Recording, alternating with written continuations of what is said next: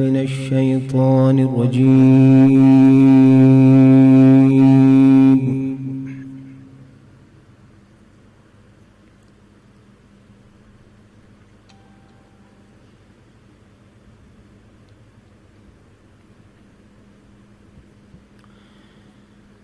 بسم الله الرحمن الرحيم.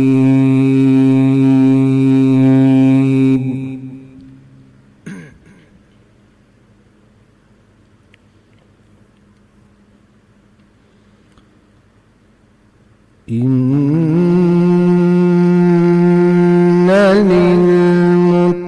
للمتقين مفازا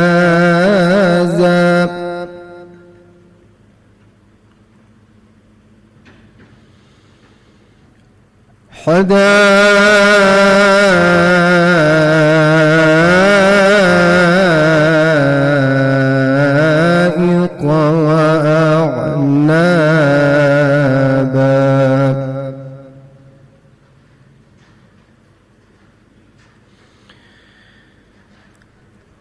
وكواعب أترابا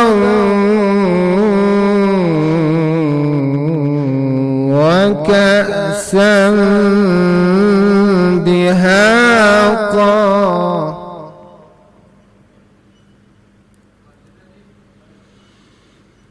لا يسمعون فيها لغوا ولا كذابا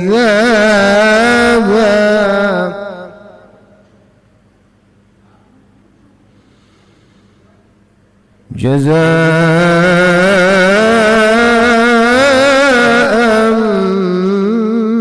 من ربك عطاء حسابا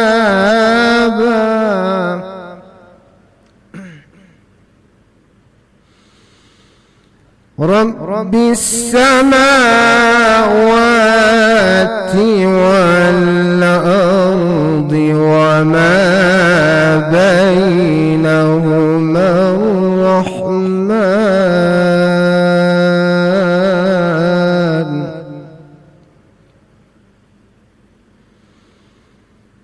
لا يملكون منه خطابا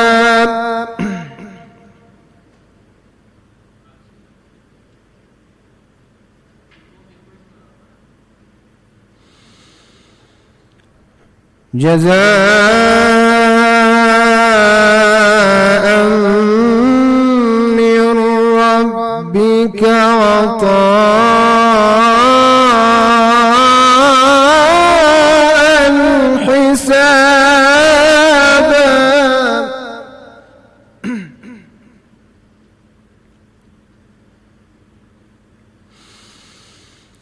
رب السماوات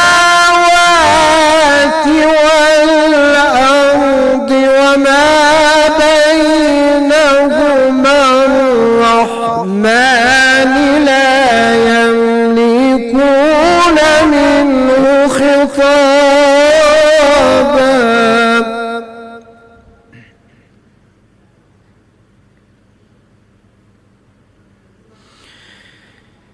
يوم يقوم الروح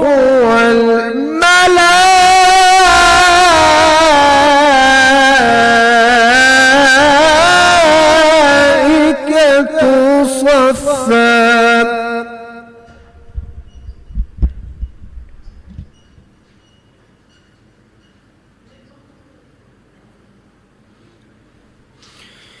لا يتكلمون إلا من أذن له الرحمن وقال صوابا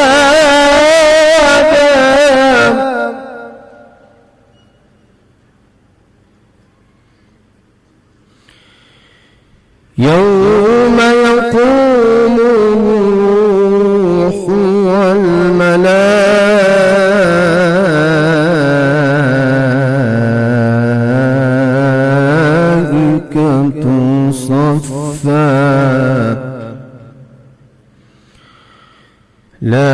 يتكلمون إلا من أذن له الرحمن وقال صوابا.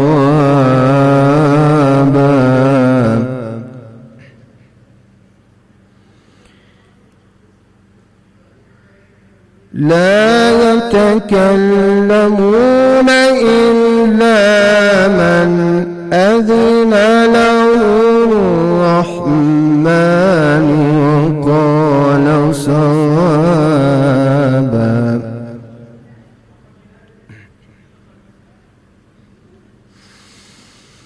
ذلك اليوم الحق فمن شاء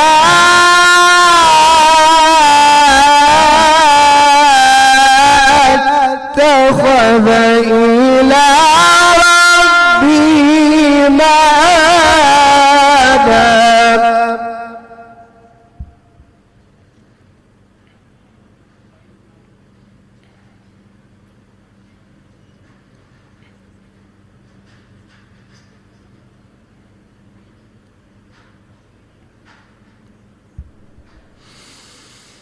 رب السماوات والأرض وما بينهما الرحمن لا يملكون منه خطابا.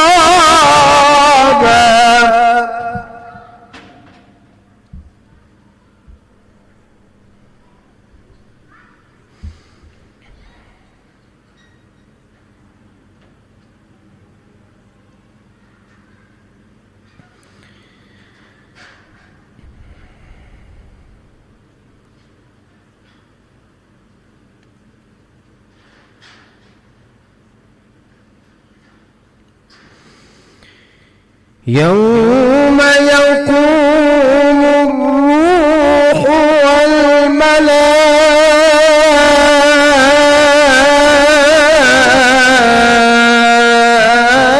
والملائكة صفا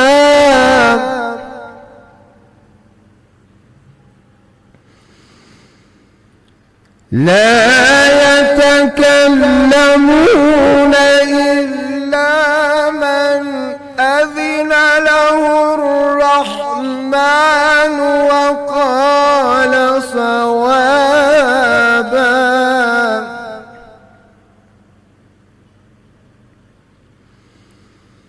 ذلك اليوم الحق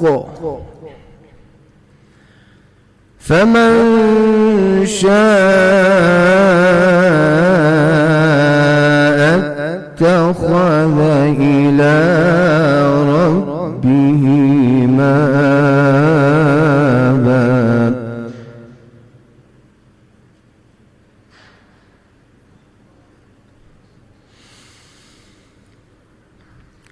إنا أنذرناكم عذابا قريبا يوم ينظر المرء ما قدمت يداه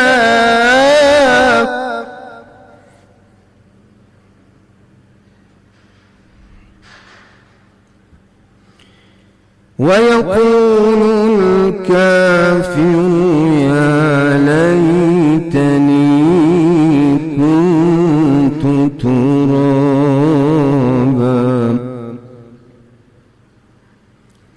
ويقول الكافر يا ليتني كنت ترابا.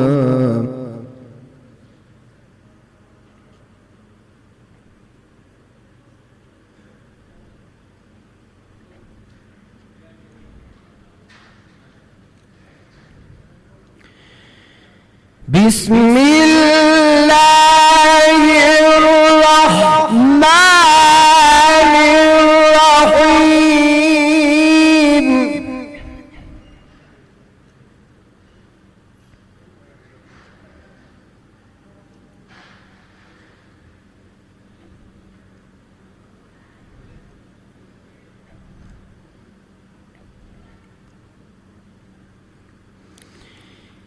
إن في ذلك لعبرة لمن يخشى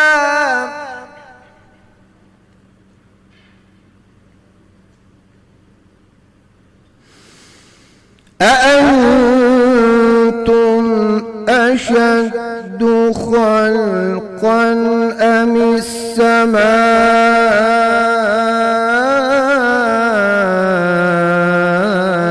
السماء بناها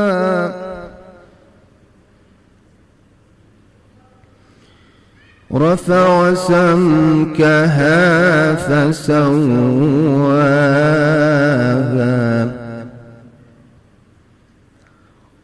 وأغطش ليلها وأخرج ضحاها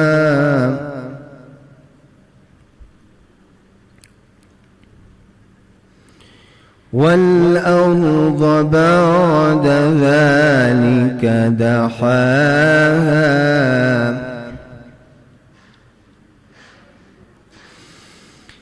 إن في ذلك لعبرة لمن يخشى أأنتم أشد خلقا أم السماء بناها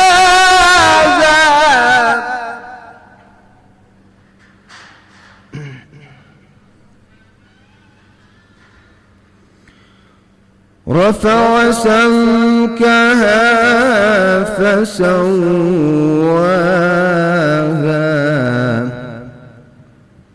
وأغطش ليلها وأخرج ضحاها والأرض بعد ذلك دحاها أخرج منها ماءها ومرعاها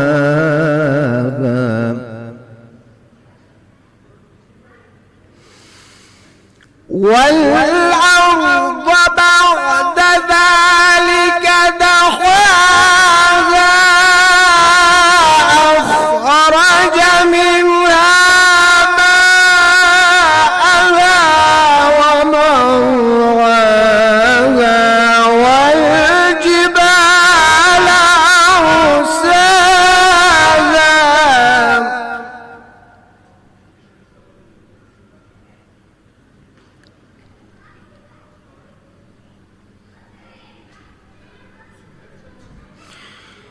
والجبال أرساها متاعا لكم ولأنعامكم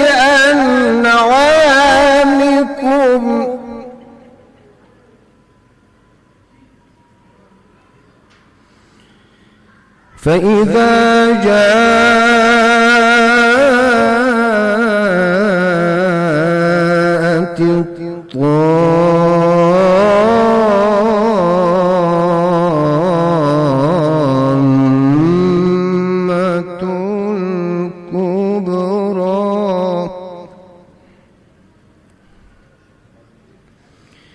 يوم يتذكر الإنسان ما سوى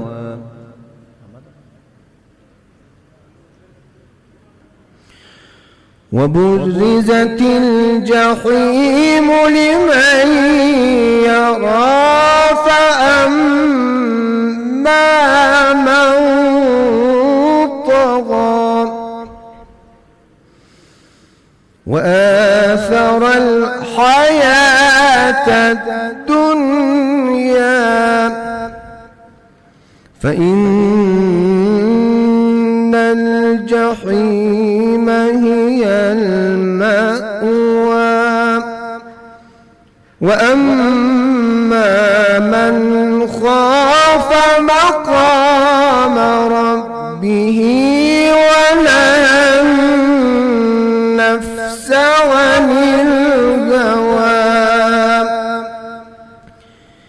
فإن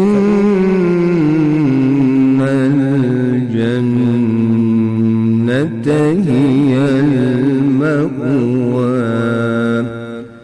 صدق الله العلي العظيم. اللهم صل على محمد وآل محمد صلوات الله. قل هو الله أحد الله الصمد لم يلد ولم يولد ولم يكن له كفوا أحد.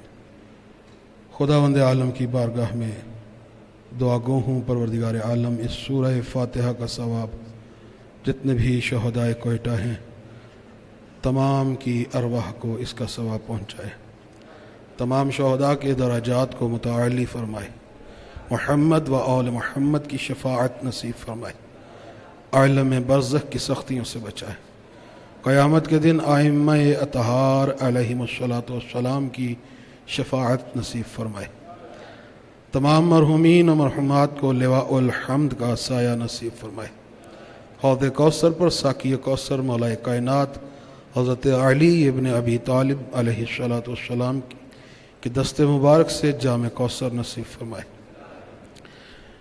آغا لالا محمد علی صاحب کے درجات کو پروردگار عالم بلند فرمائے، آپ تمام مومنین کا اس مجلس عزا میں شرکت کرنا پروردگار عالم اپنی بارگاہ میں قبول و منظور فرمائے، جو حاجات لے کر مجلس عزا میں تشریف لائے ہیں پروردگار عالم آپ کی حاجات شرعیہ کو قبول و منظور فرمائے، بالخصوص قبلہ حضرت علامہ عبداللہ الحسینی صاحب کی توفیقات خیر میں پروردگار اضافہ فرمائے، ان کو موفق فرمائے۔ مجلس عزا کی قبولیت کے لیے بآواز بلند صلوات۔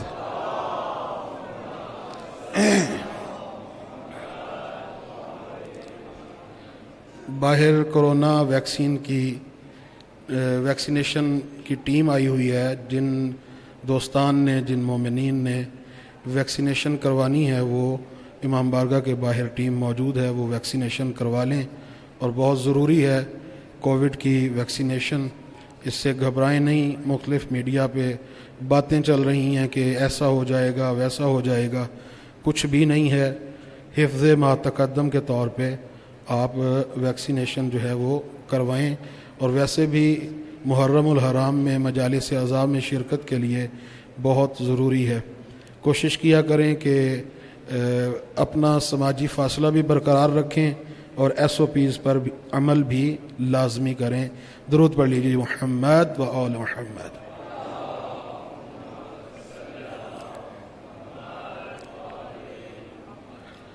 اعوذ باللہ السمیع العلیم من الشیطان اللعین الرجیم، بسم اللہ الرحمن الرحیم، الحمد للہ الذی ہدانا لہذا وما كنا لنهتدي لولا أن هدانا الله، لقد جاءت الرسل ربنا بالحق، الصلاة والسلام على الرسول المصدد المصطفى الأمجد المحمود الأحمد أبا القاسم محمد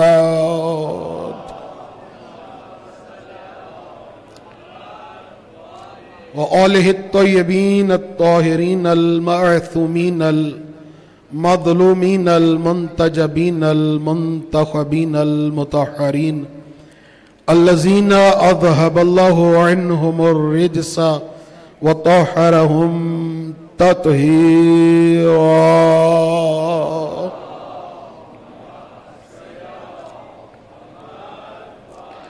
ولعنة الله على أعدائهم أجمعين، أما بعد، فقد قال الله تبارك وتعالى في كلامه المجيد وفرقانه الحميد، بسم الله الرحمن الرحيم، شرع لكم من الدين ما وصى به نوحا والذي أوحينا إليك والذي اوحینا الیکا وما وصینا بہ ابراہیم وموسیٰ وعیسیٰ ان اقیموا الدین ولا تتفرقوا فیہ.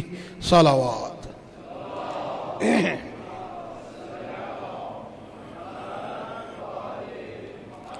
نعرہ تکبیر. سارے مل کے نعرے کا جواب دیں. نعرہ تکبیر، نعرہ رسالت، نعرہ رسالت، نعرہ حیدری، نعرہ حیدری، حسینیت، حسینیت، یزیدیت، یزیدیت، محمد و اہل بیت محمد کے دشمنوں پہ لعنت. بآواز بلند صلوات.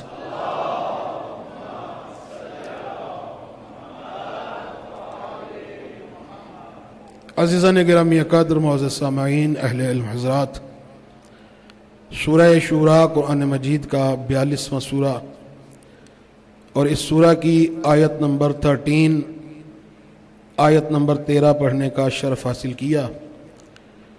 قرآن اور شریعت اسلام کے عنوان کے تحت آج دوسری مجلس آپ احباب کی سماعتوں کی نظر کی جا رہی ہے.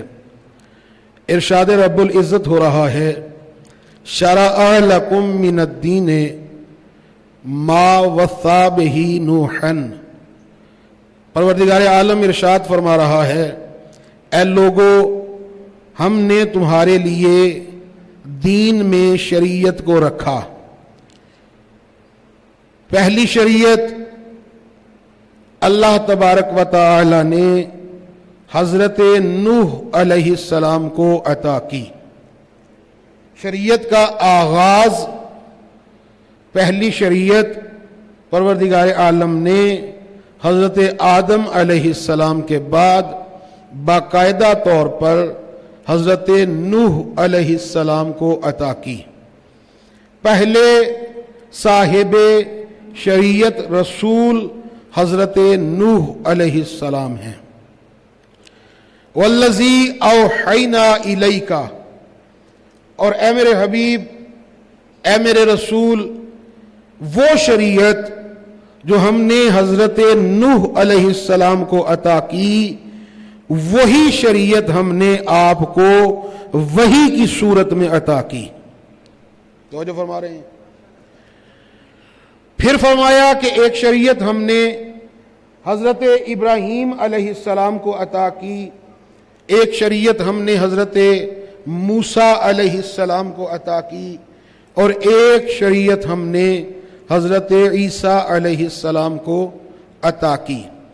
کیوں شریعتیں عطا کی؟ تاکہ دین کو قائم رکھا جا سکے اور آپس میں ایک دوسرے کے ساتھ جھگڑا نہ کیا جائے، تفرقہ پیدا نہ کیا جائے.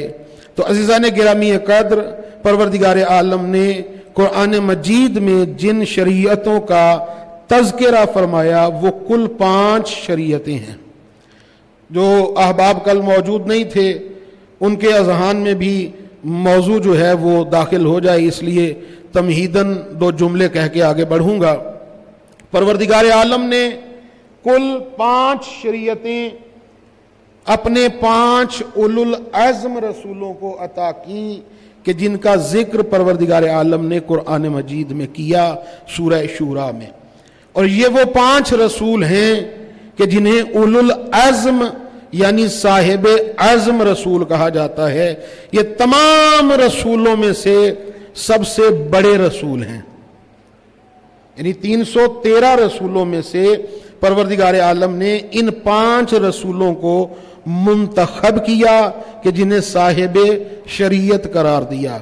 میں نے کل عرض کیا تھا کہ پروردگار عالم نے 1,24,000 انبیاء پیدا کیے اور ان 1,24,000 انبیاء میں سے پروردگار عالم نے 313 رسولوں کو منتخب کیا. 313 رسولوں میں سے 309 رسول ایسے تھے کہ جنہیں پروردگار عالم نے صحیفے عطا کیے، اور باقی 4 رسولوں کو پروردگار عالم نے کتابیں عطا کیں، اور ایک رسول کہ جسے خاتم النبیین کے منصب پر قائم کر کے پروردگار عالم نے اس رسول کو آخری کتاب قرآن کی صورت میں عطا کر کے آنے والی قیامت تک انسانیت کی ہدایت کے لیے وہ شریعت قرار دی۔ توجہ فرما رہے ہیں؟ یہ ہمارا موضوع ہے۔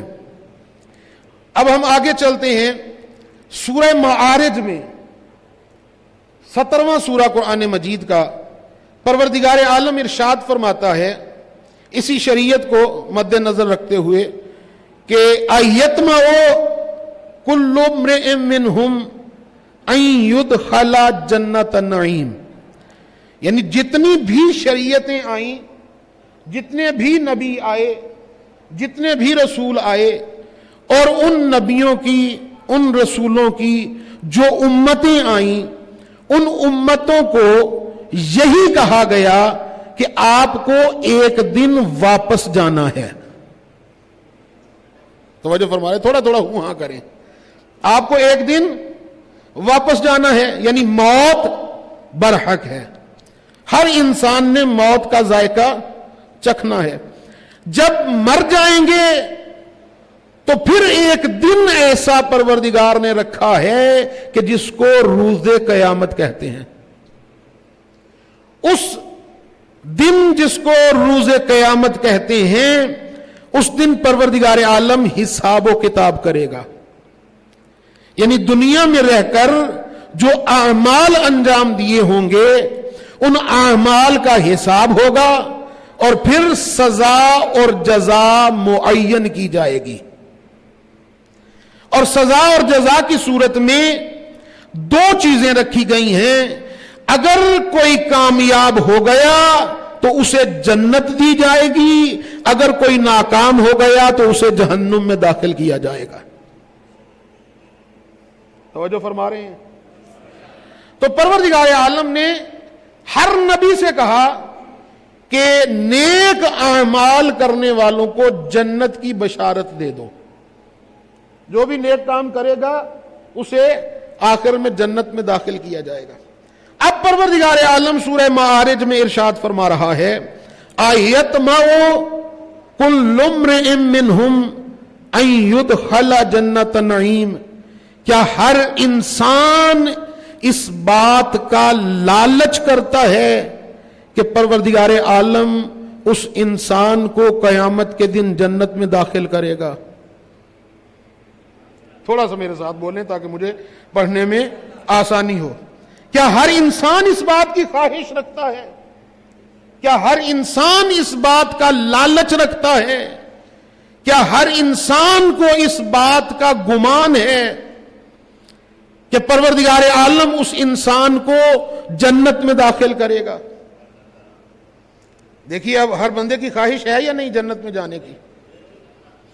ہر بندہ جیسے بھی جس طرح بھی عمل کر رہا ہے، وہ کس لیے کر رہا ہے؟ کسی سے بھی پوچھئے کہ بھئی یہ آپ نمازیں پڑھ رہے ہیں، یہ روزے رکھ رہے ہیں، یہ اعمال کر رہے ہیں، کیوں کر رہے ہیں؟ تو سامنے سے جواب کیا ملے گا؟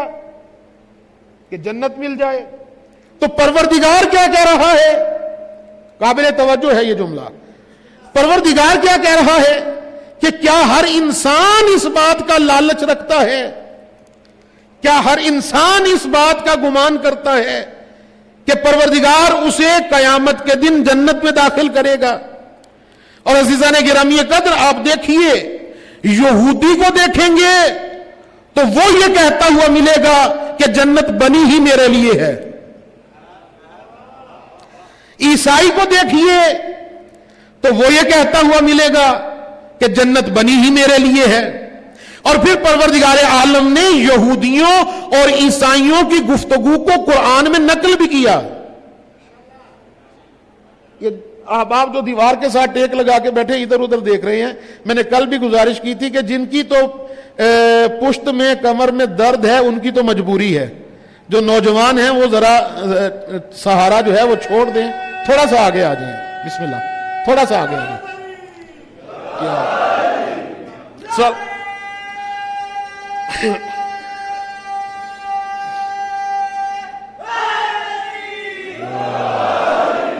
گفتگو بہت ہی اہم ہے، اس لیے میں کوشش کر رہا ہوں کہ ایک ایک لفظ جو ہے وہ آپ کی جھولیوں میں جائے اور آپ انشاءاللہ دعا کرتے ہوئے اٹھیں۔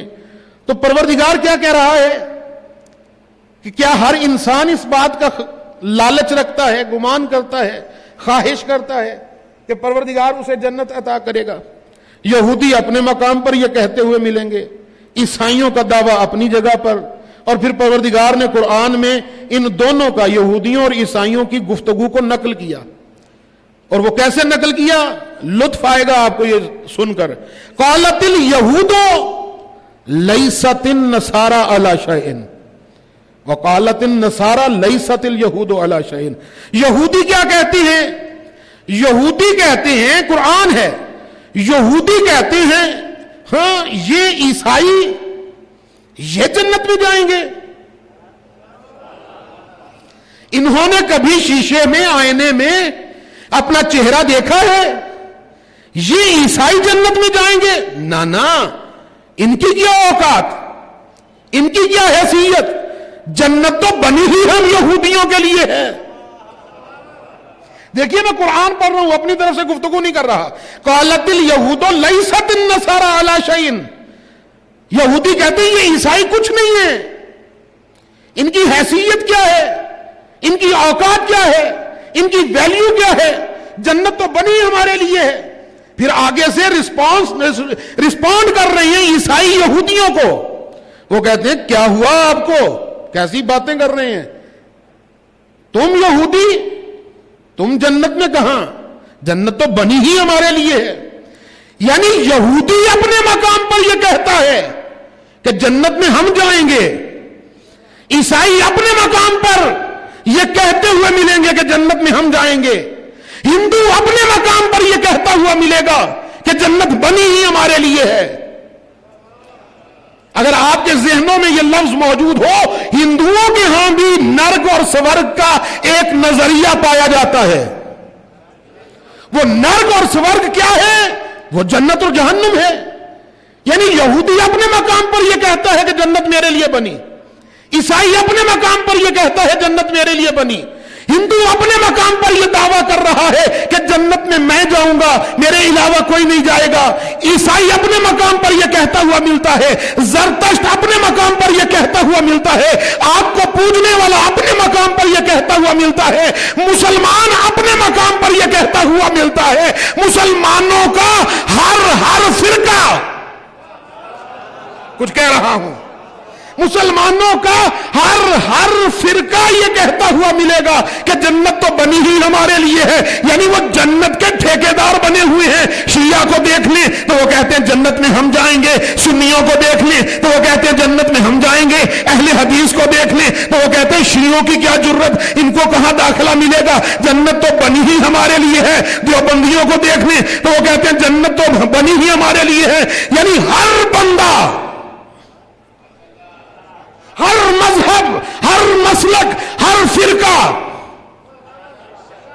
یہ دعویٰ کرتا ہوا ملے گا کہ جنت ہمارے لیے بنی ہے۔ لیکن عزیزان گرامی قدر، اگر کسی شخص کو، کسی فرقے کو، کسی مسلک کے پیروکار کو، کسی مذہب کے فالوور کو یہ یقین ہو جائے، جملے کو ضائع نہ کیجیے گا، اگر کسی کو یہ یقین ہو جائے کہ جس راستے پہ میں چل رہا ہوں، جس عقیدے پہ میں چل رہا ہوں، جس مسلک کو میں نے اختیار کیا ہوا ہے، یہ مجھے جنت میں لے کر نہیں جائے گا، تو وہ فوراً اس مسلک کو چھوڑ دے گا۔ تھوڑی سی دقیق گفتگو ہے، لیکن نتیجہ دینے کے لیے میں آپ کو اپنے ساتھ ملانا چاہتا ہوں۔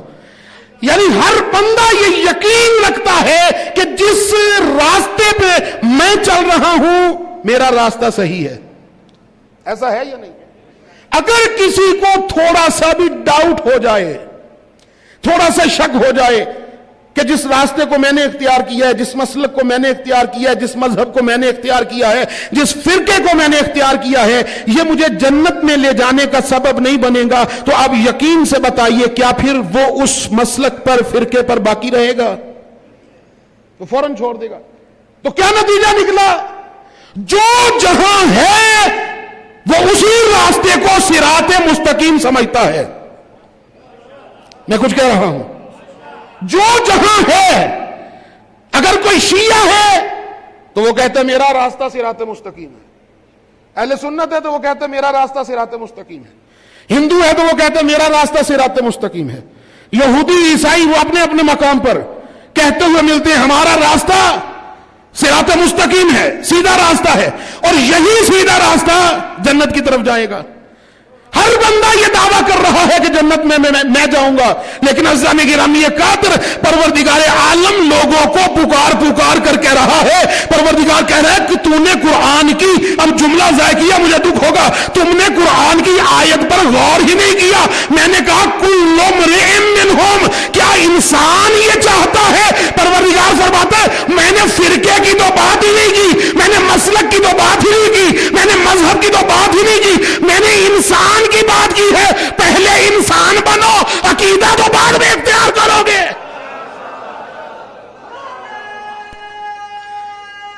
سلامت رہیے۔ میں نے مذہب کی بات نہیں کی۔ امرائن کا مطلب کیا؟ انسان۔ پروردگار فرماتا ہے میں نے کہا کیا انسان اس بات کا لالچ کر رہا ہے؟ اور پھر ساتھ میں لفظ استعمال کیا کلو، ہر انسان۔ عقیدے کی تو میں نے بات ہی نہیں کی، مذہب کی تو بات ہی نہیں کی، پہلے انسان ہے۔ بھائی دیکھیے کوئی شیعہ بن کے پیدا نہیں ہوتا، کچھ کہہ رہا ہوں میں، کوئی سنی بن کے پیدا نہیں ہوتا، کوئی یہودی بن کے پیدا نہیں ہوتا۔ کلو مولود یولد علی فطرت الاسلام، ہر پیدا ہونے والا بچہ مسلمان پیدا ہوتا ہے، اور سب سے پہلے وہ انسان ہے۔ پھر جیسے جیسے اس نے اپنے آپ کو بڑا کیا، وہ بڑا ہوا، اس کی بڑھوتری ہوئی، پھر اس کے پرورش کرنے والے اس کو عقیدہ دیں گے۔ ہندو کے گھر میں پیدا ہوا تو ہندو بن جائے گا، عیسائی کے گھر میں پیدا ہوا تو عیسائی بن جائے گا۔ یعنی تربیت کا اثر ہے نا، تربیت کے اثر میں جیسا جو جس کی تربیت کرتا ہے وہ ویسا بن جاتا ہے۔ اب جملہ ہدیتاً آپ کے جولیوں میں ڈال رہا ہوں، یعنی پیدا انسان فطرت اسلام پر ہوتا ہے، اب والدین جیسے ہوتے ہیں وہ اسے ویسا بنا دیتے ہیں۔ اگر والدین یہودی ہیں تو پیدا ہونے والا یہودی ہوگا، اگر والدین عیسائی ہیں تو پیدا ہونے والا بڑا ہو کر عیسائی ہوگا۔ اب میرا سلام ہے ابو طالب کی پرورش پر، دو بچے پالے، ایک محمد بنا ایک علی بنا۔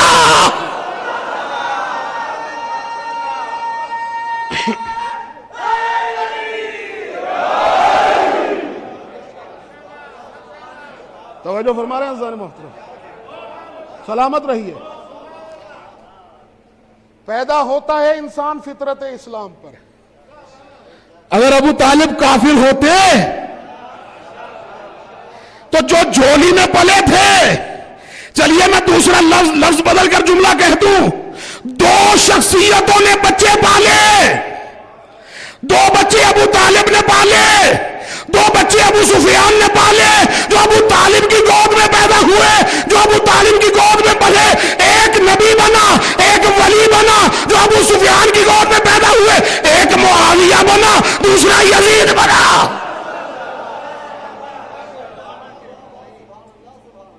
توجہ فرما رہے ہیں حضرات محترم۔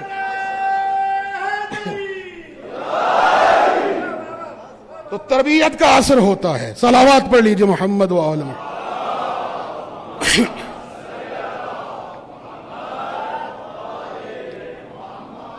ہر انسان یہ چاہتا ہے، انسان کی بات ہو رہی ہے، مذہب کی، عقیدے کی، فرقے کی بات نہیں ہو رہی۔ پروردگار فرماتے ہر انسان کی یہ خواہش ہے کہ وہ جنت میں جائے. اب پروردگار نے آگے جواب دیا کلا. کیا کہا؟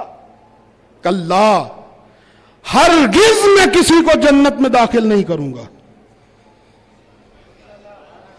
خاموش ہونا آپ کا حق بنتا ہے. پروردگار کیا کہہ رہا ہے؟ ہر انسان یہ چاہتا ہے کہ میں جنت میں جاؤں گا. پروردگار کہتا ہے میں کسی کو ہرگز جنت میں داخل نہیں کروں گا. میں ہاتھ جوڑ کے کہوں گا پروردگار اگر تو نے جنت میں کسی کو داخل نہیں کرنا تو پھر جنت بنائی کیوں؟ پھر جنت بنائی کیوں؟ پروردگار کیا وجہ ہے، دلیل کیا ہے، کیوں کسی کو جنت میں داخل نہیں کرے گا؟ پروردگار نے جواب دیا انا خلقناہم مما یعلمون.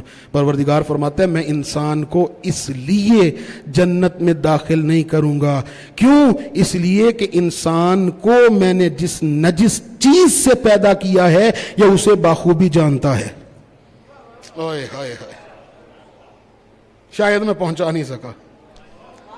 کیوں نہیں جائے گا انسان جنت میں؟ پروردگار فرما رہا ہے انسان ہے نجس، جنت ہے پاکیزہ.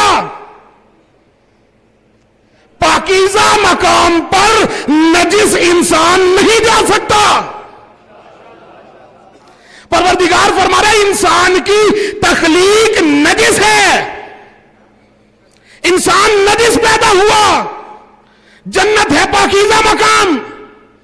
پھر سورہ دہر میں فرمایا انسان کی تخلیق کے بارے میں انا خلقنا الانسان من نطفۃ امشاج ونبتلیہ فجعلناہ سمیعا بصیرا. اللہ فرما رہے ہیں میں نے انسان کو ایک نجس پانی کے قطرے سے پیدا کیا. ونبتلیہ، پھر میں نے اسے آزمائش میں مبتلا کیا. فجعلناہ سمیعا بصیرا، پھر میں نے اسے سمیع بھی بنایا، بصیر بھی بنایا. پروردگار جگہ جگہ پہ کہہ رہا ہے کہ میں نے انسان کو نجس پیدا کیا. اور نہج البلاغہ میں امیر المومنین ہماری حیثیت سامنے رکھ رہے ہیں. مولا فرماتے مال بنی آدم والفخر. مولا فرماتے آدم کے بیٹوں کا فخر سے کیا تعلق؟ آدم علیہ السلام کے بیٹوں کا یعنی ہمارا فخر سے کیا لینا دینا ہے؟ تھوڑے سے پیسے جیب میں آ جائیں تو سریا گردن میں آ جاتا ہے. کاٹن کا سوٹ پہنا، ادھر ادھر دیکھنے کی ہمت نہیں پڑتی، ایسے سیدھے جو ہیں وہ چل رہے ہوتے ہیں. اپنے سے چھوٹے سے سلام لینا اپنی توہین سمجھتے ہیں. علی نہج البلاغہ میں فرما رہے ہیں کہ آدم کے بیٹوں کی حیثیت کیا ہے کہ وہ فخر کرتے ہیں. مولا فرماتے ہیں تمہاری اوقات یہ ہے اولہ نطفۃ، ابتدا تمہاری پانی کا گندا قطرہ. اس پہ نہیں بولیں گے آپ، مجھے پتہ ہے. مولا فرماتے ہیں اے انسان تیری حیثیت کیا ہے؟ امیر المومنین کا کلام سنا رہا ہوں. دیکھیے جہاں پہ آپ نے بولنا ہے میں وہاں تک لے جاؤں گا، آپ کو نہیں بیٹھنے دوں گا. آپ کو یہاں توجہ کیجیے. اولہ نطفہ، مولا فرماتے ہیں تیری حیثیت یہ ہے کہ ابتدا تیری نجس پانی کا ایک قطرہ، وآخرہ جیفا، تیرا انجام، تیری انتہا کہ تو مردار ہے. ابتدا نجاست پر، انتہا نجاست پر. اگلے جملے سنیں گے امیر المومنین کے. مولا فرماتے ہیں تمہاری ویلیو یہ ہے، تمہاری حیثیت یہ ہے، تمہاری اوقات یہ ہے کہ ولا یرزق نفسہ، تم اپنے آپ تک رزق تک نہیں پہنچا سکتے. وَلَا يَدْفَعُ حَتْفًا، تو آنے والی موت کو ٹال نہیں سکتا۔ مولا فرماتے ہیں کہ جب تمہاری حیثیت یہ ہے کہ تمہاری ابتدا بھی نجس ہے، تمہاری انتہا بھی نجس ہے، یعنی انسان آتا ہے تو نجس پیدا ہوتا ہے، انسان اس دنیا سے جاتا ہے تو نجس ہوتا ہے۔ اب پوچھئے ذیشان نقوی صاحب دلیل کیا ہے؟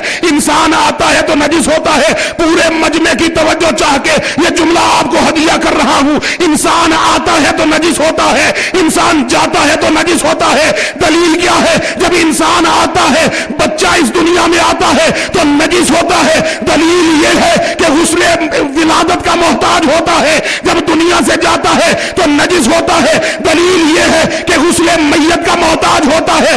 انسان آتا ہے تو نجس ہوتا ہے، جاتا ہے تو نجس ہوتا ہے، اور اس کی انتہا یہ ہو گئی کہ یہ جب جاتا ہے تو اتنا نجس ہوتا ہے کہ خود تو نجس ہوتا ہے، جو اسے ہاتھ لگائے وہ بھی نجس ہوتا ہے۔ انسان کا آغاز نجاست پر، انسان کی انتہا نجاست پر۔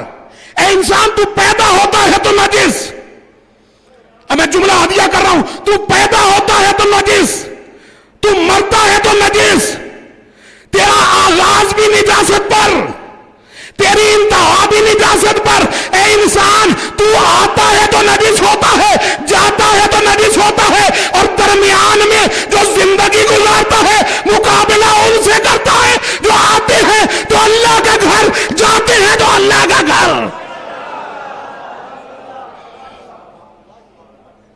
تو نجس ہے، مقابلہ تو ان سے کرتا ہے جو آتے ہیں تو اللہ کا گھر ہوتا ہے، جاتے ہیں تو اللہ کا گھر ہوتا ہے۔ کسے روا میسر نہ شد این سعادت، بکعبہ ولادت بمسجد شہادت۔ انسان پروردگار فرما رہا ہے جنت میں نہیں جا سکتا، کیوں؟ اس لیے کہ انسان نجس ہے، اور جنت ہے پاکیزہ جگہ، پاکیزہ مقام۔ نجس انسان پاکیزہ جگہ پہ نہیں جا سکتا۔ اور پھر اللہ نے قرآن میں انسان کی تخلیق کے 6 درجے بیان کیے۔ کتنے درجے؟ 6 درجے بیان کیے۔ پروردگار فرماتے ہیں انسان اپنی تخلیق کے پہلے درجے میں بھی نجس، دوسرے درجے میں بھی نجس، تیسرے درجے میں بھی نجس، چوتھے درجے میں بھی نجس، 5ویں درجے میں بھی نجس، 6 درجے میں بھی نجس۔ اب توجہ چاہوں گا، پروردگار فرما رہا ہے تو اے انسان اتنا نجس ہے کہ تو اپنی تخلیق کے ہر درجے میں نجس ہے، حتیٰ کہ جب تو ماں کے بطن میں آتا ہے، تجھے ماں کے بطن میں جو میں غذا دیتا ہوں وہ غذا بھی نجس ہے، وہ غذا بھی نجس۔ اے انسان ما غرک بربک الکریم، تجھے مغرور کس چیز نے کر دیا؟ تو اتنا نجس ہے کہ حتیٰ کہ ماں کے بطن میں جو غذا مل رہی ہے وہ غذا بھی نجس ہے۔ لیکن عزیزان گرامی قدر، پروردگار کا اصول دیکھیے، پروردگار کا فیصلہ دیکھیے، پروردگار کا قانون دیکھیے کہ اللہ نے انسان کو اس کی ماں کے پیٹ میں جو غذا دی وہ غذا نجس تھی، لیکن اللہ کا اصول دیکھیے، اللہ نے وہ نجس غذا انسان کو، اس بچے کو ماں کے بطن میں زبان کے ذریعے سے، منہ کے ذریعے سے نہیں دی بلکہ ناف کے ذریعے سے دی۔ اللہ نے ماں کے بطن میں انسان کی منہ کو پاک رکھا، انسان کی زبان کو پاک رکھا، تاکہ دنیا میں آ کر اس زبان سے پاکوں کا نام لے سکے۔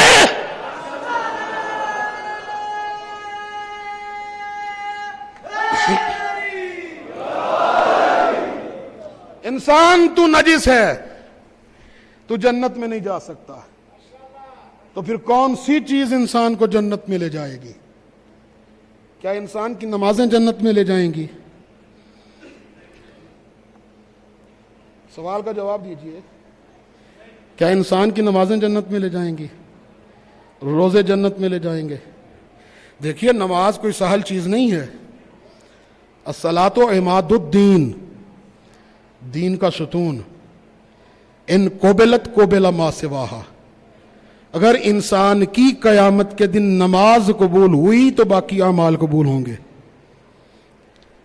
وَإِن رُدَّتْ رُدَّ مَا سِوَاهَا، اور اگر اللہ نے آپ کی نماز کو رد کر دیا تو پھر سارے اعمال آٹومیٹیکلی رد کر دیے جائیں گے.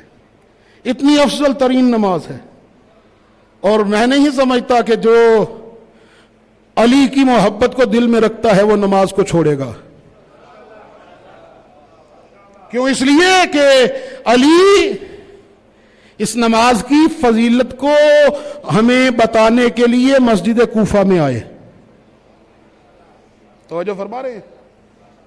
کیا نمازیں، کیا روزے انسان کو جنت میں لے جائیں گے؟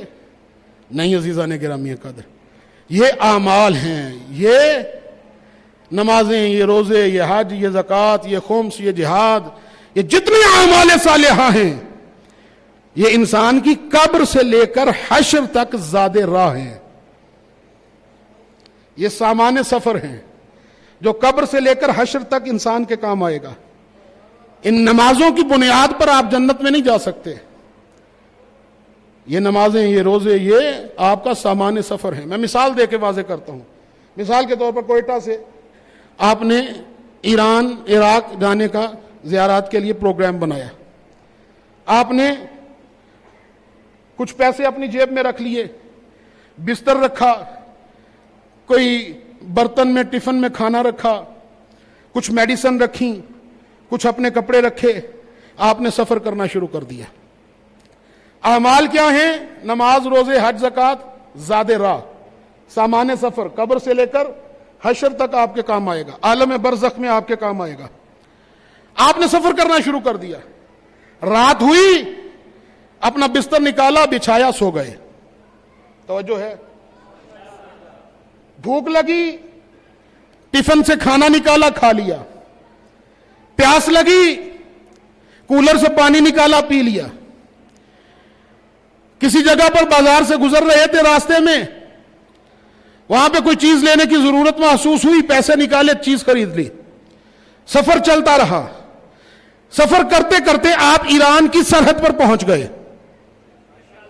اعمال کیا ہیں؟ نماز، روزے، حج، زکوٰۃ، سامان سفر، زاد راہ. سرحد پر ایران کی پہنچ گئے. اب جیسے ہی سرحد پر پہنچے، اب آپ نے سرحد کو پار کرنے کی کوشش کی. جو ایران کی سرحد پر ایران کی سرحد کے محافظ کھڑے تھے، انہوں نے آپ کو روک دیا. انہوں نے کہا جناب کہاں؟ آپ نے کہا کہ ہم آپ کے ملک میں داخل ہونا چاہتے ہیں. انہوں نے کہا جناب کس بنیاد پر؟ کس بنیاد پر؟ آپ نے کہا جناب ہمارے پاس ہمارا بستر ہے، ہم آپ کے ملک میں آپ سے بستر نہیں مانگیں گے. ہمارے پاس لباس ہے، ہم آپ کے ملک میں آپ سے لباس کا تقاضا نہیں کریں گے. ہمارے پاس اپنا کھانا ہے، ہم آپ سے کھانے کی طلب نہیں کریں گے، کھانے کی ڈیمانڈ نہیں کریں گے. ہمارے پاس سب کچھ ہے. اس سرحد پر کھڑے ہوئے محافظ نے کہا جناب یہ تو آپ کا زاد راہ ہے. آپ توجہ نہیں فرما رہے. یہ تو آپ کا زاد راہ ہے. اس کی بنیاد پر آپ ہمارے ملک کی سرحد کو پار نہیں کر سکتے. اب ہم نے اس سرحد کے محافظ سے پوچھا پھر آپ کے ملک کی سرحد کو کراس کرنے کے لیے ہمیں کس چیز کی ضرورت ہے؟ تو وہ سرحد پر کھڑا ہوا محافظ بول کر کہے گا آپ کے پاس آپ کا پاسپورٹ ہے. آپ کے پاس آپ کا پاسپورٹ ہے. تو پتا چلا کسی ملک کی سرحد کو کراس کرنے کے لیے پاسپورٹ کی ضرورت ہوتی ہے. اب ہم چلتے ہیں رسول کی خدمت میں. یا رسول اللہ ہم جا رہے تھے دروازہ جنت کی طرف. جب دروازہ جنت پر پہنچے تو جنت کی سرحد پر رضوان جنت نے روک لیا. اس نے کہا کہاں؟ ہم نے کہا جنت کی سرحد پار کرنا چاہتے ہیں. تو رضوان جنت نے کہا کہ کس بنیاد پر؟ ہم نے کہا ہمارے پاس نمازیں ہیں، ہمارے پاس روزے ہیں، ہمارے پاس حج ہے. اس نے کہا یہ تو تمہارا سامان سفر ہے، تمہارے پاس جنت میں داخل ہونے کے لیے پاسپورٹ ہے. تو یا رسول اللہ اس دنیا میں بتا دیجئے جنت کی سرحد کو پار کرنے کے لیے کون سا پاسپورٹ چاہیے؟ تو رسول نے مسکرا کر کہا حب علی جواز الجنہ، علی کی محبت جنت کا پاسپورٹ ہے.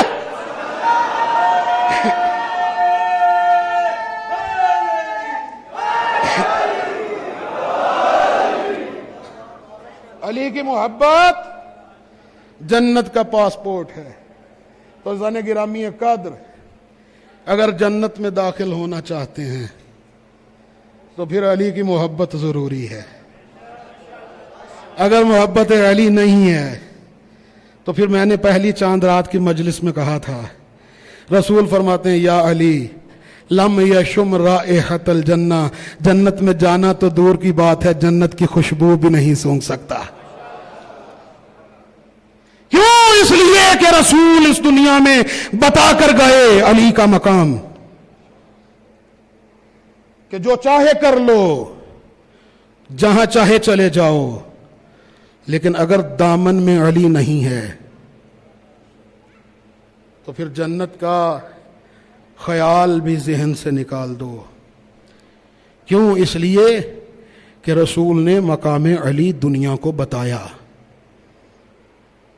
میں آپ کی زحمت کو تمام کروں، رسول نے علی کا مقام دنیا کو بتایا، اور یہ کہہ کر بتایا القرآن ما علی،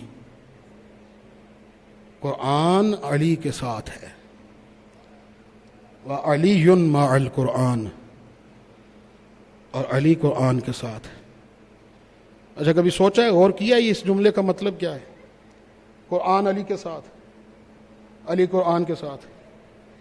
اس کا مطلب یہ ہے کہ علی جہاں پہ جاتے تھے جیب میں قرآن رکھتے تھے.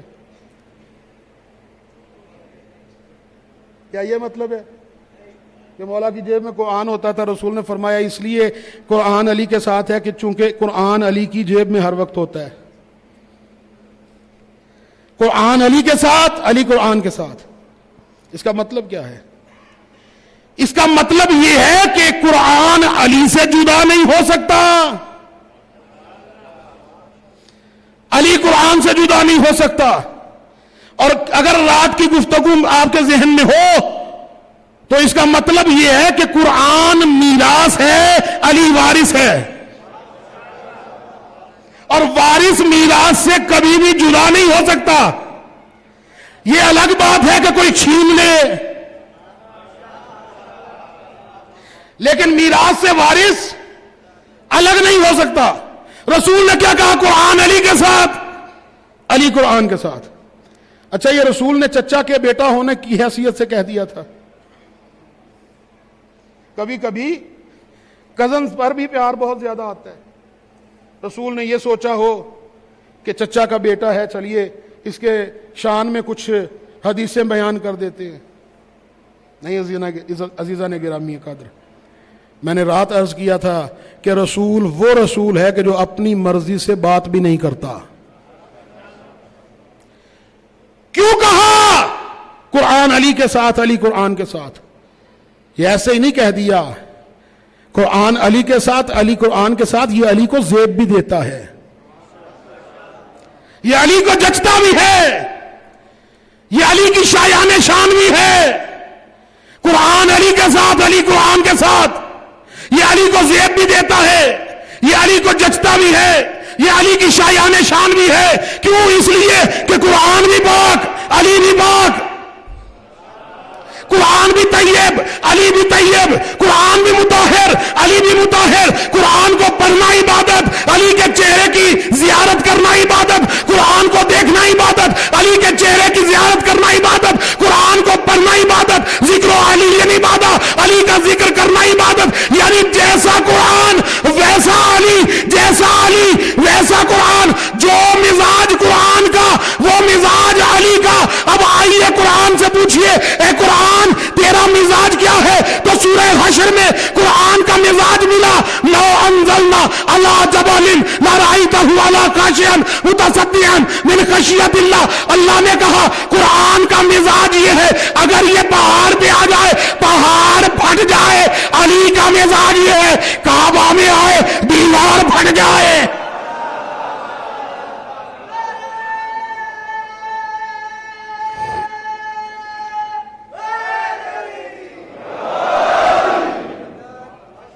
عزیزان گرامی قدر، جنت کا وارث علی ہے. جنت میں اس وقت داخلہ ملے گا جب علی کی محبت دل میں ہوگی. اور یہ علی تھا وارث قرآن. حسین نے ثابت کر دیا. کیسے ثابت کیا؟ یزید نے حسین کو قتل کر دیا، لیکن نوک نیزہ پر حسین ابن علی کے سر نے قرآن کی تلاوت کر کے بتایا تم ہمیں قتل کر سکتے ہو لیکن وراثت کو نہیں چھین سکتے. آزادارو، رونے کی راتیں ہیں، جتنا گریہ کر سکتے ہیں کر لیجئے. 11 محرم کی صبح امام سجاد علیہ سب قافلے کو قیدی بنا لیا گیا. امام سجاد علیہ السلام جناب زینب عالیہ کو تلاش کرتے ہوئے مقتل میں پہنچے. تلاش کرتے ہوئے مقتل میں پہنچے. عجب منظر دیکھا. منظر کیا تھا؟ امام سجاد علیہ السلام نے دیکھا کہ پھپھی اماں بابا کے لاشے کے گرد طواف کر رہی ہیں. گھبرا کے نہ روئیے گا. بابا کے لاشے کے گرد طواف کر رہی ہیں. امام سجاد علیہ السلام پھپھی کے قریب گئے اور قریب جا کر ایک جملہ ارشاد فرمایا. فرماتے ہیں پھپھی اماں سب قافلے والے کو قیدی بنا لیا گیا ہے اور یزیدی فوج نے چلنے کا حکم دیا ہے. پھپھی اماں آپ یہ کیا کر رہی ہیں جو رات کے اس پہر میں رونے کے لیے بیٹھے ہیں؟ پھپھی اماں یہ آپ بابا کے لاشے کے گرد کیا کر رہی ہیں؟ سنیں گے جواب جناب زینب سلام اللہ علیہا کا. بی بی فرماتی ہیں بیٹا سجاد جب ہم مدینے میں رہتے تھے نا، ایک صبح میں نماز فجر پڑھ کے قرآن کی تلاوت کر کے صحن خانہ میں سو گئی. بیٹا سجاد جب میری آنکھ کھلی نا تو میں نے کیا منظر دیکھا. یہ جو میرا بھائی جس کا لاشا پڑا ہے، میں نے منظر یہ دیکھا کہ یہ اپنی ابا کا سایہ میرے اوپر کیے ہوئے تھا. اجرکم علی اللہ، جن کی آنسو نکلے ہیں، جن کی ہائے نکلی ہے، یہ اپنی ابا کا سایہ میرے جسم پر کیے ہوئے تھا. میں نے آنکھ کھول کر کہا بھیا آپ یہ کیا کر رہے ہیں؟ سنیں گے جملہ. بیٹا سجاد میرے اس بھائی نے جس کا یہ لاشا پڑا ہوا ہے، تپتی ہوئی دھوپ میں اس نے مجھے کہا تھا بہن زینب میں یہ برداشت نہیں کر سکتا سورج کی شعاعیں تیرے چہرے پر پڑے. میں نے کہا تھا اے بھیا حسین میں علی کی بیٹی زینب تجھ سے وعدہ کرتی ہوں میں تیرا یہ قرض ضرور ادا کروں گی، میں تیرا یہ قرض ضرور ادا کروں گی. جو رونے کے لیے بیٹھے ہو، میں منبر پہ بیٹھ کے کہہ رہا ہوں اللہ مجھے موت دے دے میں یہ جملہ ادا نہ کر سکوں. اے بیٹا سجاد میں نے اپنے بھیا سے یہ وعدہ کیا تھا بھیا حسین میں زینب علی کی بیٹی تجھ سے وعدہ کرتی ہوں ایک دن میں تیرا یہ قرض ضرور ادا کروں گی. لیکن بیٹا سجاد تو اب امام وقت ہے، گواہ رہنا میرے بھائی کا لاشا تپتی ہوئی ریت پر بے گور و کفن پڑا ہے، لیکن میرے سر پر اس کے اوپر سایہ کرنے کے لیے ردا نہیں ہے. اجرکم علی اللہ. یہی رونے کا حق ہے عزادارو غریبوں پر. حسین 2 محرم کو کربلا پہنچ گئے. 2 محرم گزر گئی. اسی 2 محرم کو حسین ابن علی کا قافلہ کربلا میں پہنچا. جیسے ہی سرزمین کربلا پر قافلہ پہنچا، راہوار امام حسین نے چلنے سے انکار کر دیا. امام نے گھوڑے کو چلنے کا حکم دیا، راہوار نہیں چلا.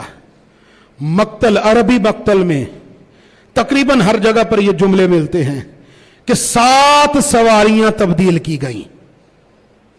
ایک سواری سے اترتے تھے، دوسری پر بیٹھتے تھے. کوئی سواری آگے نہیں چل رہی تھی. یعنی حسین کا راہوار بھی جانتا ہے کہ یہی وہ مقام ہے کہ جس کے لیے سفر کیا گیا تھا. رکے. امام نے جناب عباس علمدار علیہ السلام کو بلایا، کہا عباس دیکھو قریب کوئی بستی ہو تو اس بستی کے لوگوں کو بلا کے لاؤ. جناب عباس گئے، بنو اسد کے قبیلے کے لوگوں کو بلا کر لائے. انہوں نے آ کر امام کو سلام کیا، ابن رسول اللہ آپ نے ہمیں بلایا. امام نے فرمایا یہ بتاؤ اس بستی کا کیا نام ہے؟ جو رونے کے لیے بیٹھے ہیں، اس بستی کا کیا نام ہے؟ بنو اسد کے قبیلے کا ایک شخص بولا یقال لہا غازریہ، مولا اسے غازریہ کہتے ہیں. مولا نے سنا، مولا نے کہا ہاں ٹھیک ہے، غازریہ ہے نام اس کا، کوئی اور نام ہو اس کا تو بتاؤ. ایک دوسرا شخص بولا یقال لہا نینوا، مولا اسے نینوا بھی کہتے ہیں. امام فرماتے ہیں ٹھیک ہے، کوئی اور نام ہو تو بتاؤ. ایک تیسرا شخص بولا یقال لہا شات الفرات، مولا اسے شت فرات بھی کہتے ہیں. مولا فرماتے ہیں کوئی اور نام؟ وہ کہتے ہیں مولا بس یہی نام ہمیں معلوم ہے، اس کے علاوہ ہمیں نہیں معلوم کہ اس کا کوئی نام ہو. مولا فرماتے ہیں کوئی بزرگ تمہارے خاندان میں ہو؟ ایک شخص بولا، کہا مولا ہاں ایک بزرگ تو ہے لیکن وہ تو خود سے چل بھی نہیں سکتا، اسے لایا جائے گا، لانا پڑے گا. مولا نے فرمایا جاؤ اسے لے کر آؤ. جو رات کے اس پہر میں رونے کے لیے بیٹھے ہو، اس بزرگ کو لایا گیا. اس نے مولا کی خدمت میں سلام پیش کیا اور کہا مولا مجھے کیوں بلایا ہے؟ مولا فرماتے ہیں یہ بتاؤ، یہ نام بتائے ہیں انہوں نے، ان ناموں کے علاوہ کوئی اور نام بھی ہے؟ کہتا ہے مولا یقال لہا کرب و بلا. میں نے کہہ دیا، آپ نے سن لیا. مولا اس کا ایک نام کرب و بلا بھی ہے. مولا فرماتے ہاں تو نے صحیح کہا، ارزو کربن و بلا، یہ کرب اور بلا کی زمین ہے، اسی زمین پر ہمارے خیمے لگائے جائیں گے. جیسے ہی جناب عباس نے سنا، مولا نے کہا عباس خیمے لگاؤ. مولا عباس نے خیمے لگانے شروع کیے.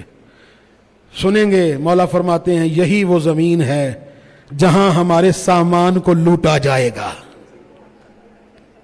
شرما کر نہ روئیے، یہی وہ زمین ہے جہاں ہمارے سامان کو لوٹا جائے گا.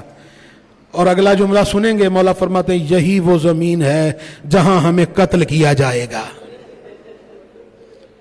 اور کسی کا دل دکھے تو مجھے معاف کیجئے گا، مولا فرماتے ہیں یہی وہ زمین ہے جہاں علی کی بیٹیوں کو اسیر کیا جائے گا. اجرکم علی الزہرا، مولا آپ کے آنسوؤں کو قبول فرمائے. بنی اسد کے قبیلے سے مولا باتیں کر رہے ہیں، خیمے لگنے شروع ہو گئے. جناب زینب عالیہ اپنی سواری سے اتری، اپنے خیمے میں داخل ہوئیں. جیسے ہی خیمے میں داخل ہوئی نا، یہ روایت رات کو آغا صاحب بھی فارسی میں یہاں پہ پڑھ رہے تھے، جیسے ہی جناب عالیہ خیمے میں داخل ہوئیں، بی بی نے جناب فضہ کو قریب بلایا، کہا اماں فضہ ذرا میرے بھائی حسین کو تو بلا کے لاؤ. جناب فضہ گئی، مولا کو بلا کے لائیں. کہا بہن زینب خیریت ہے؟ کہا بھیا کیا یہ ممکن نہیں یہاں سے خیمے اکھاڑ لیے جائیں اور کسی اور جگہ پہ لگا لیے جائیں؟ بھیا جب سے میں خیمے میں آئی ہوں نا میرا دل گھبرا رہا ہے. مولا نے فرمایا نہیں بہن ہم یہیں آئے ہیں، یہی ہمارا مسکن ہے. بی بی فرماتی بھیا میرا دل گھبرا رہا ہے، سن سکو تو سنیے گا. اور پھر دوسرا جملہ کا بھیا جب سے میں خیمے میں آئی ہوں نا کسی بی بی کے رونے کی مسلسل آواز آ رہی ہے. اجرکم علی اللہ، بھیا جب سے میں خیمے میں آئی ہوں کسی بی بی کے رونے کی مسلسل آواز سن رہی ہوں. مولا فرماتے بہن زینب تو نے پہچانا نہیں یہ بی بی کون سی ہے جس کی رونے کی آواز آ رہی ہے؟ جناب زینب کہتی ہے نہیں بھیا میں پہچان نہیں سکی. مولا فرماتے بہن زینب یہ کوئی اور بی بی نہیں، یہ ہماری ماں فاطمہ زہرا ہے. ہم نے مدینہ چھوڑا، اس نے مکی چھوڑ دی. اجرکم علی الزہرا، بہن زینب یہ ہماری ماں زہرا رو رہی ہے، یہ میری ماں میرا نوحہ پڑھ رہی ہے. اجرکم علی اللہ، یہ کہہ کر امام واپس آئے، بنو اسد کے قبیلے والوں سے کہا، بنو اسد کے قبیلے والوں، میں چاہتا ہوں کہ یہ زمین تم سے خریدوں، میں چاہتا ہوں یہ زمین تم میرے ہاتھوں میں بیچ دو، میں یہ زمین خریدنا چاہتا ہوں۔ بنو اسد کے لوگوں نے کہا مولا زمین خریدنے کی ضرورت کیا ہے، جب تک آپ کا جی چاہے آپ یہاں رہیے۔ مولا فرماتے ہیں نہیں، چند دنوں کی بات نہیں، اب تو قیامت تک یہی رہنا ہے۔ بتاؤ قیمت کیا ہے؟ 60,000 درہم میں مظلوم کربلا نے وہ زمین خریدی۔ جب وہ زمین خرید لی نا تو خریدنے کے بعد مولا فرماتے ہیں 3 شرطوں پر، اگر تم میری 3 شرطیں مانو تو بنو اسد کے قبیلے والوں میں 3 شرطوں پر یہ زمین تمہیں واپس ہدیہ کرتا ہوں، واپس ہبہ کرتا ہوں۔ پہلی شرط یہ ہے کہ جب ہماری شہادت کے بعد دیکھیے حسین نے کربلا پہنچ کر اکبر کو یاد نہیں کیا، عباس کو یاد نہیں کیا، قاسم کو یاد نہیں کیا، حسین نے کربلا میں پہنچ کر مومنین آپ کو یاد کیا۔ حسین نے پہلی شرط یہ رکھی، میری پہلی شرط یہ ہے جب میں شہید کر دیا جاؤں اور میرے زائرین، میرے چاہنے والے میری زیارت کے لیے آئیں تو انہیں میری قبر کا نشان بتا دینا، اور دوسرا انہیں 3 دن تک اپنے پاس مہمان رکھنا۔ اجرکم علی اللہ۔ دوسری شرط، دیکھو یہاں زراعت نہ کرنا، کھیتی باڑی نہ کرنا۔ تیسری شرط، جب ہم شہید کر دیے جائیں اور فوج یزید یہاں سے چلی جائے تو تم سب آنا اور ہماری لاشوں کو دفن کر دینا۔ عزاداروں، بنو اسد کے قبیلے والے وعدہ کر کے روتے ہوئے واپس جانے لگے۔ مولا فرماتے بنو اسد کے قبیلے والوں ذرا رکو۔ کہا مولا اب اور کوئی حکم ہے تو بتائیے۔ کہا کوئی حکم نہیں ہے، ذرا جا رہے ہو نا تو جا کر اپنی خواتین کو تو میرے پاس بھیج دو، اپنی خواتین کو بھیجو، کو حسین نے بلایا ہے۔ بنو اسد کے قبیلے والے گئے، ہم نے بڑا رونا ہے، چند جملے ہیں بس۔ بنو اسد کی قبیلے والوں نے اپنی عورتوں سے کہا تمہاری قسمت جو ہے وہ روشن ہو گئی۔ عورتیں کہنے لگی کیوں؟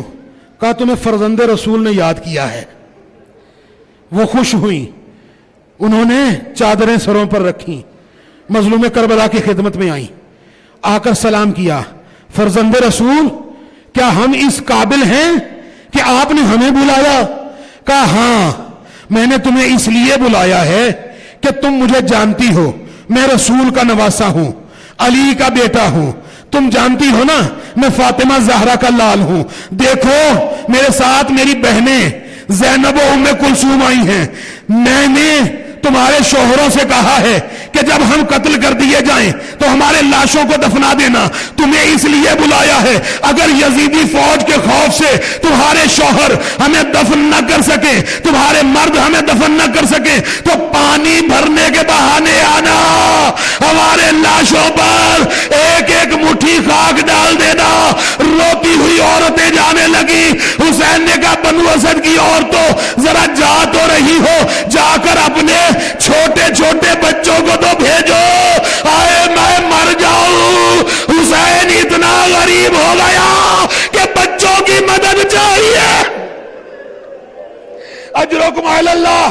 بنو اسد کی عورتیں روتے ہوئے جانے لگی، جا کر اپنے بچوں کو بھیجا، بچے آئے، حسین کے سامنے سلام کیا، ہاتھ باندھ کر حسین کے سامنے کھڑے ہو گئے۔ کہا مولا آپ نے ہمیں کیوں بلایا؟ ہم آپ کی کیا مدد کر سکتے ہیں؟ رونے کے لیے یہی جملے کافی ہوں گے، ہم آپ کی کیا مدد کر سکتے ہیں؟ کہا میں جانتا ہوں تم میری کوئی مدد نہیں کر سکتے، دیکھو جیسے تم چھوٹے چھوٹے ہو نا میرے بھی چھوٹے چھوٹے بچے ہیں، میری ایک بیٹی کا نام سکینہ ہے، میں نے کہہ دیا آپ نے سن لیا، میری ایک 4 سالہ بیٹی سکینہ ہے اور میرا ایک 6 مہینے کا ایک بیٹا علی اصغر ہے۔ اے بچوں اگر تمہارے ماں باپ یزیدی فوج کے ڈر سے ہمارے لاشیں نہ دفنا سکے تم کھیلنے کے بہانے آنا، ایک ایک خاک مٹھی کی ایک مٹھی خاک ہمارے لاشوں پہ ڈال دینا۔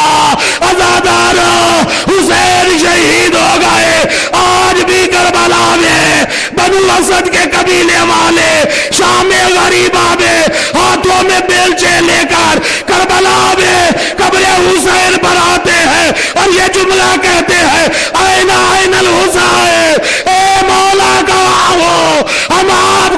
بیان کرنے آئے ہیں ماتم حسین.